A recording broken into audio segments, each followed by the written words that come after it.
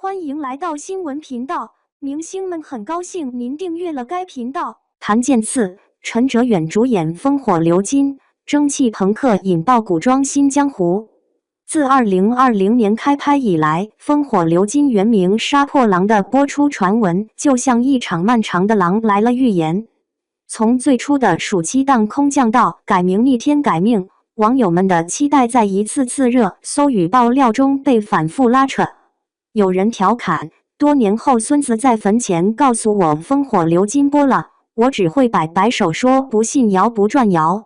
如今这部命途多舛的剧集网传定档2025年3月于泰国首播，尽管具体日期未明，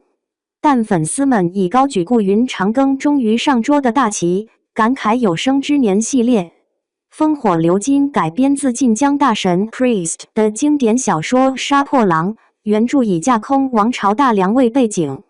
讲述安定侯顾云、谭健次氏与流落民间的四皇子长庚、陈哲远氏从伪父子到并肩战友的成长史诗。两人在乱世中携手平定边疆，革新朝政，既有家国天下的磅礴叙事，又有细腻的情感纠葛。蒸汽朋克破局古装套路 ，Priest 在小说中大胆融入蒸汽朋克元素，玄铁机甲、巨渊飞行器、紫鎏金能源等设定，为传统权谋剧注入科幻感。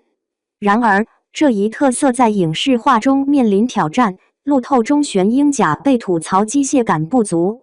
网友担忧特效若做成夜游风，不如直接删掉。但亦有剧评人表示，若能参考长歌行的战场大场面与陈希元的配乐水准，或许能逆袭成黑马。谭健次从顾云本云到整容式演技，谭健次凭借《猎罪图鉴》《长相思》等剧积累人气，其古装扮相与并交将军顾云的适配度备受认可。他曾在采访中调侃，每天化完妆，我都想问这谁啊？而路透中顾云劈大场，直敌而立的画面，被原著粉赞为从书里抠出来的西北一枝花。陈哲远少年长庚的攻气考验，相较之下，陈哲远饰演的长庚争议更大。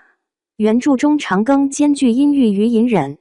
后期成长为铁血帝王，而陈哲远此前多以阳光少年形象示人。有网友直言看到陈哲远就想骂人，但也有剧透显示其黑化戏份眼神带感，部分观众转为观望真香党。配角团从工具人到立体群像，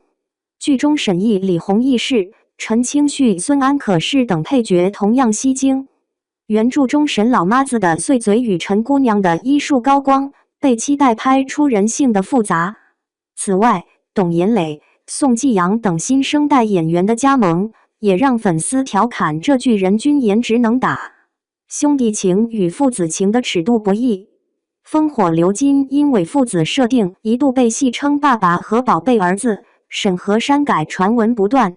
豆瓣小组中，网友分成两派，一方呼吁千万别拍成父慈子孝，另一方则戏称只要播，改名上阵父子兵也行。单改101的集体困境。作为单改禁令后少数幸存的剧集，烽火流金的定档被视为风向标。此前浩一行左兼有你等剧或改名或积压，网友总结行字辈打不过令字辈。而烽火流金从杀破狼更名后，剧情简介中父子携手建设新北宣的表述，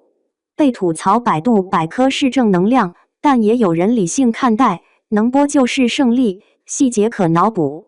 此次选择泰国首播，被解读为曲线救国策略。东南亚市场对华语古装剧接受度高，且当地审查相对宽松，或能保留更多原著情感线。若口碑发酵，可能反哺国内观众的期待值。豆瓣网友压注该剧能爆，认为 P 大 IP 加高颜值阵容加新颖世界观，具备爆款潜质。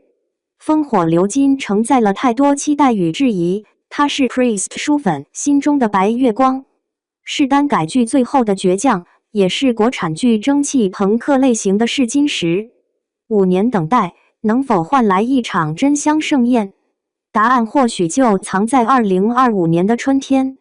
正如网友所言，不求还原度100%，只求故云长更的江湖别被剪成烽火遛狗。